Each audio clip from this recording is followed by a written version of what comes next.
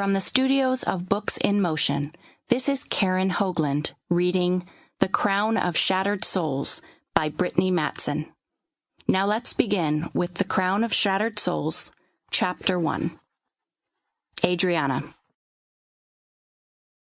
She awoke with a gasp, back bowing off the bed as each and every ounce of pain swirling through her body registered all at once. The scream she tried to release caught in her throat and tears pooled in her eyes. Athena. Athena was gone. When she caught her breath, she rolled onto her front, burying her face into the pillow, and finally the scream erupted from her. She didn't care where she was. Absolutely nothing mattered now. The severed bond felt like it was cleaving her chest open with a crowbar. Everything hurt, and she didn't care if she never left his bed. Vaguely, she felt the air shift. The Shediem general had entered, stopping near the bed. Slowly, her sobs began to recede, but she didn't look at him. He wasn't the type to handle emotion well, but what Adrianna needed was time. Time to process the loss. "I can't fathom your pain, witch, but your best friend still needs you. Do not grieve too long, or you risk losing the opportunity to ever get her back." Recalling the towering funnel of fire that her best friend had emerged from, changed into the new ruler of Sheol, might have broken Adrianna if Athena's death hadn't. According to the prophecy, she'd been the only spellcaster alive that could bind Emma and all Shediem back to Sheol. Doing so had nearly wiped her out completely. But Emma was alive. That was more than Adrianna could say for her familiar. She peered up at him, vision still blurred with tears.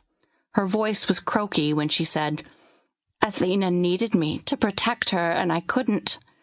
She was innocent and perfect, and now she's dead. How am I supposed to live with that?" Tlahaz's face was stony as he watched her, towering near the bed. Then he said, "You go on living. Her sacrifice was not for you to slowly kill yourself in this bed." The smell of him on the pillows and the sheets told her she was in his chambers back in Sheol. Their story had come full circle. She was stuck in hell with Tlahaz. Though now things were different between them. He'd softened to her, and in turn she'd fallen hard. It was stupid to fall in love with a demon, she knew that. Too late now, she thought grimly. "You should eat," Tlahaz said, interrupting her morose musings. Adrianna shook her head. "Maybe later." Curling against the pillow, her gaze drifted over his shoulder and he sighed heavily. Her eyes just started to close when she thought she saw drips of black goo trailing down the wall from the ceiling behind the Shediem general. But she dismissed it as just her exhaustion playing tricks on her mind.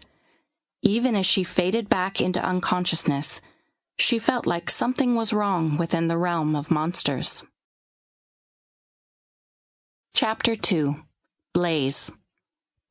The sky was a splotchy red, and purple swirled about with black streaks like some sort of infection. It had been that way for the week or so that Emma had been back in Sheol as their queen. A snarl curled his lip just thinking about it.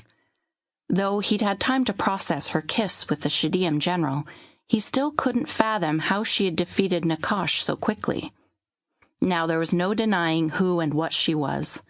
No longer part Shediem. She'd taken on the power of 6 princes and the king of all Shediem. There had never before in history been one being to contain so much evil. It was part of why Nakash had divided his kingdom among his brothers. He'd expected to hear something from Sheol, but other than light tremors and the ominous sky, all was silent. Every single Shediem was gone from the world, leaving one question. Who would they hunt? Who were they protecting the humans from? As of now, he and the rest of the Gibberim were tasked with helping their kind restore order, reestablish a ruling government, and rebuild their homes and businesses. All of Seattle toppled when the war erupted. Even the manor had nearly fallen to pieces, if not for the Sample complete. Ready to continue?